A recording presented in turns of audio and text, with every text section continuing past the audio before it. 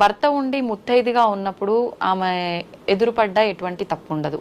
భర్త చనిపోయిన తర్వాత ఆమె బొట్టు ఇవి లేనంత మాత్రాన ఆమెను చూడగానే ఏదో జరిగిపోతుందని చెప్పి చాలా మంది పక్కకు వెళ్ళిపోవడం కానీ, ఇంట్లో శుభకార్యాలు జరిగేటప్పుడు వాళ్ళని దూరంగా ఉంచడం, అన్ని కార్యక్రమాల్లో వాళ్ళని కలవనీయకుండా ఉండడం, ఇలాంటివి కూడా కొన్ని కొన్ని సందర్భాల్లో చూస్తుంటామమ్మా. అసలు ఏంటమ్మా నిజంగా ఏదో జరిగిపోతుందంటారా నెగిటివ్గా అలా వాళ్ళు ఇన్వాల్వ్ అయి చేసినంత మాత్రాన? నువ్వు తుమ్మితే నా ముక్కు ఊడిపోతుందని భయపడేంత పిరికి వాళ్ళు ఉన్నప్పుడు వాళ్ళు చెప్పే మాటలు ఇవే. అంతే కదా? అవునమ్మా.